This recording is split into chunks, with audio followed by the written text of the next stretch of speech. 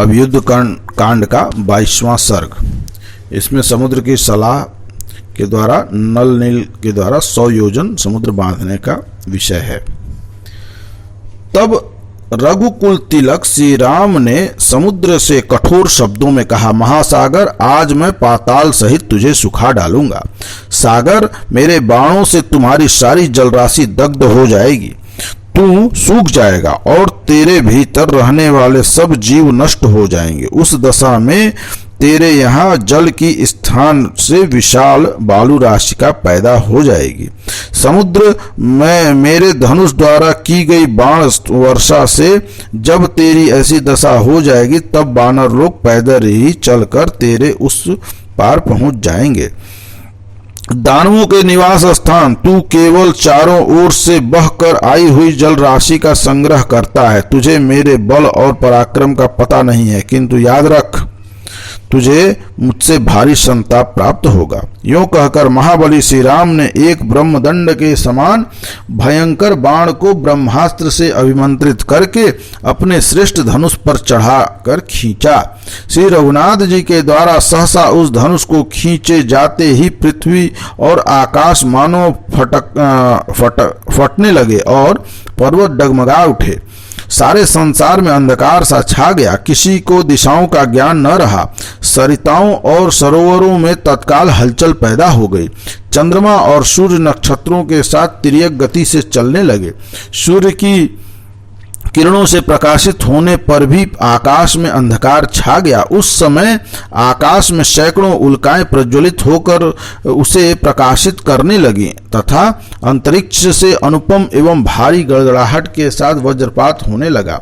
परिवह आदि वायु भेदों का समूह बड़े वेग से बहने लगा। वह मेघों की घटा को उड़ाता हुआ बारंबार वृक्षों को तोड़ने, बड़े बड़े पर्वतों से टकराने और शिखरों को खंडित करके गिराने लगा।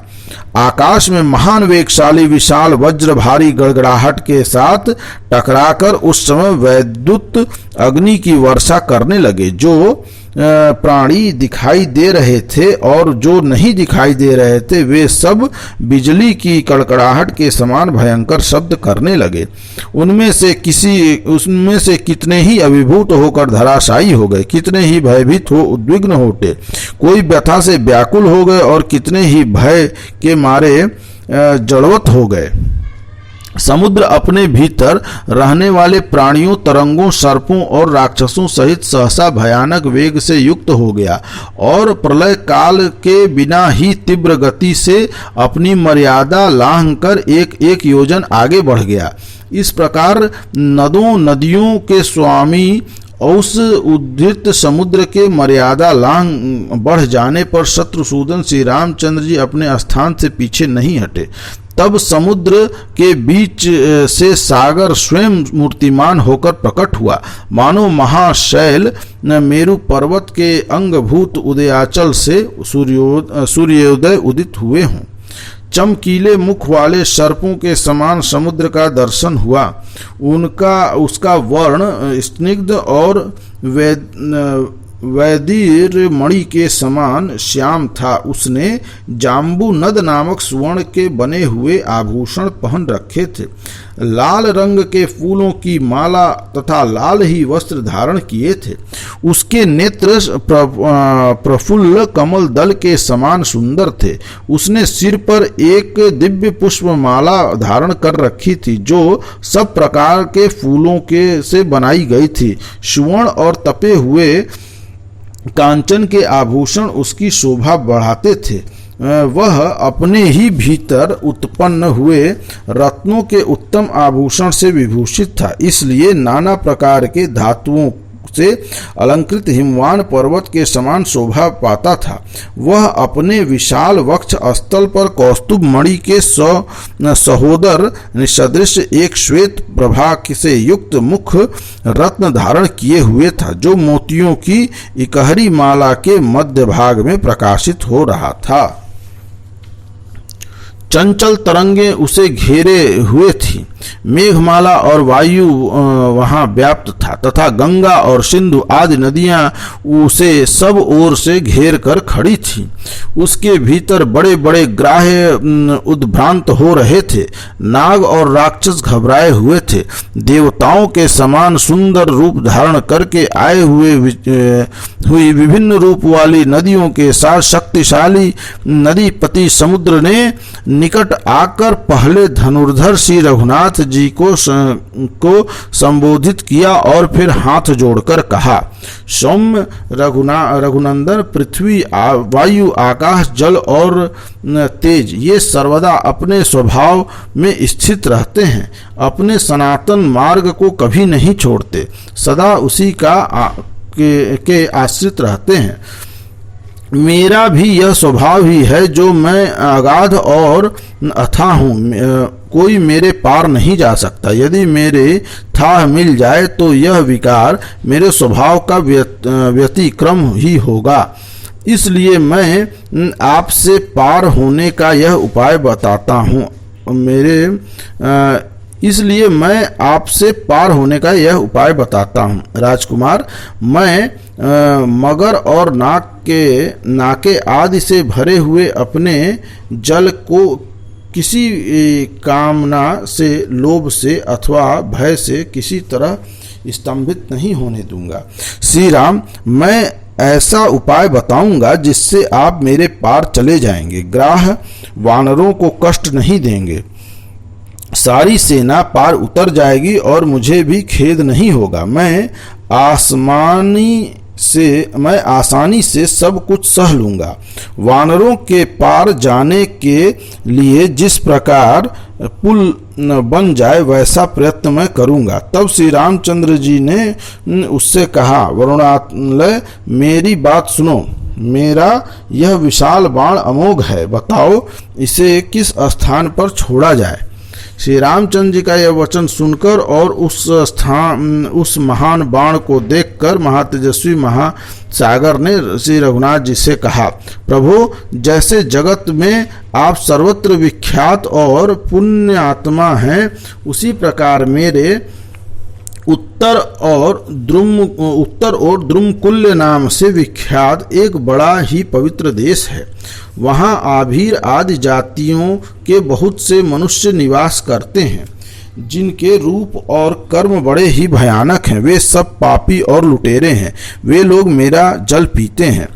उन पापाचारियों का स्पर्श मुझे प्राप्त होता रहता है। इस पाप को मैं नहीं सह सकता। श्री राम, आप अपने इस उत्तम बाण को वहीं सफल कीजिए। महामना समुद्र का यह वचन सुनकर सागर के दिखाए अनुसार उसी देश में श्री रामचंद्र जी ने वह अत्यंत प्रज्वलित बाण छोड़ दिया। वह वज्र और अश्नि के समान तेजस्वी बाण जिस स्थान पर गिरा था, वह स्थान उस बाण के कारण ही पृथ्वी के दुर्गम मरुभूमि के नाम से प्रसिद्ध हुआ। उस बाण से पीड़ित होकर उस समय वसुधा आर्तनाद कर उठी। उसकी चोट से जो छेद हुआ उससे होकर रसातल का जल ऊपर की ओर उछलने लगा। वह छिद्र कुएं के समान ही हो गया और व्रण के नाम से प्रसिद्ध हुआ। उस कुएं से सदा निकलता हुआ जल समुद्र के जल की भांति ही दिखाई देता है। उस समय वहां भूमि के विदीर्ण होने का भयंकर शब्द सुनाई पड़ा। उस बाण को गिराकर वहां के भूतल की कुक्षी ने वर्तमान जल को श्री राम ने सुखा दिया। तब से वह स्थान तीनों लोकों में मरुकांतर के नाम से ही विख्यात हो गया। जो पहले समुद्र के कुक्षी प्रदेश था उसे सुखाकर देवोपम पराक्रमी विद्वान दशरथ नंदन श्री राम ने उसे मरुभूमि को वरदान दिया। यह मरुभूमि पशुओं के लिए हितकर होगी। यहाँ रोग कम होंगे। यह भूमि फल, मूल और रसों से संपन्न होगी। यहाँ घी आदि चिकने पदार्थ अधिक सुलभ होंगे। दूध की भी बहुतायत होगी।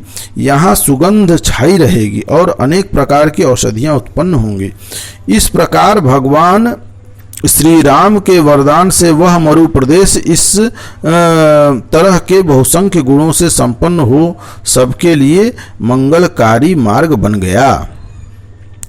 उस कुक्षी स्थान के दग्ध हो जाने पर सरिताओं के स्वामी समुद्र ने संपूर्ण शास्त्रों के ज्ञाता श्री रघुनाथ जी से कहा, सौम्य, अपनी सेना में जो यह नल नामक कांतिमान वानर हैं, साक्षात विश्वकर्मा के पुत्र हैं। इसे इनके पिता ने ही यह वरदान दिया है कि तुम मेरे ही समान समस्त शिल्प कला में निपुण होगे। प्रभो, आप भी तो उस विश्व के सृष्टा विश्वकर्मा हैं। इस नील के हृदय में आपके प्रति बड़ा प्रेम है। यह महान उत्साही वानर अपने पिता के समान ही शिल्प कर्म में समर्थ है। अतः यह मेरे ऊपर पुल निर्माण करे, मैं उस पुल को धारण करूंगा। यूं कहकर समुद्र अदृश्य हो गया। तब वानर श्रेष्ठ नल उठकर महाबली भगवान श्री राम से बोला, प्रभो, मैं पिता की दी हुई शक्ति को पाकर उस विस्तृत समुद्र पर सेतु निर्माण करूंगा। महासागर ठीक कहा है। संसार में पुरुष के लिए अकृतज्ञों के प्रति दंड नीति का प्रयोग ही सबसे बड़ा अर्थ साधक है, ऐसा मेरा विश्वास होता है। वैसे लोगों के प्रति क्षमा, सांत्वना, दान नीति के प्रयोग को धिक्कार है। इस भयानक समुद्र को राजा सगर के पुत्रों ने ही बढ़ाया था, फिर भी इसने कृतज्ञता से नहीं, दंड के भय से ही सेतु कर्म देखने की इच्छा मन में लाकर श्री रघुनाथ जी को अपनी थाह दी है। मंदराचल पर विश्वकर्मा जी ने मेरी माता को यह वर दिया था कि देवी, तुम्हारे गर्भ में मेरे ही समान पुत्र होगा। इस प्रकार मैं विश्वकर्मा का औरस पुत्र हूँ और शिल्प कर्म में उन्हीं के समान हूँ। इस समुद्र के ने आज मुझे इस बात का पुनः स्मरण करा दिया है। महासागर ने जो कुछ कहा है ठीक है। मैं बिना पूछे आप लोगों से अपने गुणों को नहीं बता सकता था, इसलिए अब तक चुप था। मैं महासागर पर पुल बांधने में समर्थ हूँ, अतः सब वानर आज ही पुल बांधने का कार्य आरंभ कर दें। तब भगवान श्री राम के भेजने से लाखों बड़े बड़े वानर हर्ष और उत्साह से भरकर सब ओर उछलते हुए गए और बड़े बड़े जंगलों में घुस गए। वे पर्वत के समान विशालकाय वानर शिरोमणि पर्वत शिखरों और वृक्षों को तोड़ देते और उन्हें समुद्र के बीच में लाते थे। वे शाल, अश्वकर्ण, धौ, बांस, कुटज, अर्जुन, ताल, तिलक, तिनस, बेल, चितवन, खिले हुए कनेर, आम और अशोक आदि वृक्षों से समुद्र को पाटने लगे। वे श्रेष्ठ वानर वहां के वृक्षों को जड़ से उखाड़ लाते या जड़ के ऊपर से भी तोड़ लाते थे। इंद्रध्वज के समान ऊंचे ऊंचे पर्वतों को उठाए लिए चले आते थे। ताड़ों, अनार की झाड़ियों, नारियलों, बहेड़ों के वृक्षों, करीर, बकुल तथा नीम की इधर उधर से तोड़ तोड़ कर लाने लगे। महाबली वानर हाथी के समान बड़ी बड़ी शिलाओं और पर्वतों को उखाड़कर यंत्रों द्वारा समुद्र तट पर ले जाते थे। शिलाखंडों को फेंकने से समुद्र जल सहसा आकाश में उठ जाता और फिर वहां के नीचे को गिर जाता। उन वानरों ने सब ओर पत्थर गिराकर समुद्र में हलचल मचा दी। कुछ दूसरे वानर 100 योजन लंबा सूत पकड़े हुए थे। नदों और नदियों के स्वामी समुद्र के बीच में महान सेतु का निर्माण कर रहे थे। भयंकर कर्म करने वाले वानरों ने मिलजुल कर उस समय सेतु निर्माण का कार्य प्रारंभ कर दिया। कोई नापने के लिए दंड पकड़े थे तो कोई सामग्री जुटाते थे। श्री रामचंद्र जी की आज्ञा सिरोधार करके सैकड़ों वानर जो पर्वतों और मेघों के समान प्रतीत होते थे, वहां तिनकों और काष्ठों द्वारा भिन्न भिन्न स्थानों पर पुल बांध रहे थे, जिनके अग्रभाग फूलों से लदे हुए ऐसे वृक्षों को भी वे वानर सेतु बांधते थे। पर्वत जैसे बड़े बड़े चट्टानों और पर्वत शिखरों को लेकर सब ओर दौड़ते वानर दानवों के समान दिखाई देते थे। उस समय महासागर में फेंकी जाती हुई शिलाओं और गिराए जाते हुए पहाड़ों के गिरने से बड़ा भीषण शब्द हो रहा था। हाथी के समान विशालकाय वानर बड़े उत्साह और तेजी के साथ काम में लगे हुए थे। पहले दिन उन्होंने 14 योजन लंबा पुल बांधा। फिर दूसरे दिन भयंकर शरीर वाले महाबली वानरों ने तेजी से काम करके 20 योजन लंबा पुल बांध दिया। तीसरे दिन शीघ्रता पूर्वक काम में जुटे हुए महाबली कपियों ने समुद्र के में 21 योजन लंबा पुल बांध दिया। चौथे दिन महान वेगशाली और शीघ्रकारी वानरों द्वारा 22 योजन लंबा पुल बांध दिया गया तथा 5वें दिन शीघ्रता करने वाले उन वानरों ने सुवेल पर्वत के निकट तक 23 योजन लंबा पुल बांध दिया। इस प्रकार विश्वकर्मा के बलवान पुत्र कांतिवान कविश्रेष्ठ नल ने समुद्र में 100 योजन लंबा पुल तैयार कर दिया। उस कार्य में वे अपने पिता के समान ही प्रतिभाशाली थे। मकरालय समुद्र में नल के द्वारा निर्मित हुआ वह सुंदर और शोभाशाली सेतु आकाश से स्वाति पथ यानी छाया पथ के समान सुशोभित होता था। उस समय देवता, गंधर्व, सिद्ध और महर्षि उस अद्भुत कार्य को देखने के लिए आकाश में आकर खड़े हो गए। नल के बनाए हुए 100 योजन लंबे और 10 योजन चौड़े उस पुल को देवताओं और गंधर्वों ने देखा, जिसे बनाना बहुत ही कठिन काम था। वानर लोग भी इधर उधर उछलकर गर्जन करते हुए उस अचिंत्य, असह्य, अद्भुत और रोमांचकारी पुल को देख रहे थे। समस्त प्राणियों ने समुद्र में सेतु बांधने का यह कार्य देखा। इस प्रकार उन सहस्त्र कोटि 1 खरब महाबली एवं उत्साही वानरों का दल पुल बांधते बांधते ही समुद्र के उस पार पहुंच गया। वह पुल बड़ा ही विशाल, सुंदरता से बनाया हुआ और शोभा संपन्न, समतल और संबद्ध था। वह महान सेतु सागर के सीमांत के समान शोभा पाता था। पुल तैयार हो जाने पर अपने सचिवों के साथ विभीषण गदा हाथ में लेकर समुद्र के दूसरे तट पर खड़े हो गए, जिससे कि शत्रु पक्षी राक्षस यदि पुल तोड़ने के लिए आए तो वे उन्हें दंड दिया जा सके। तदंतर सुग्रीव ने सत्पराक्रमी श्री राम से कहा, वीरवर, आप हनुमान जी के कंधे पर चढ़ जाइए और लक्ष्मण अंगद जी के पीठ पर सवार हो लें, क्योंकि यह मकरालय समुद्र बहुत लंबा और चौड़ा है। ये दोनों वानर आकाश मार्ग से चलने वाले हैं, अतः ये दोनों ही आप दोनों भाइयों को धारण कर सकेंगे।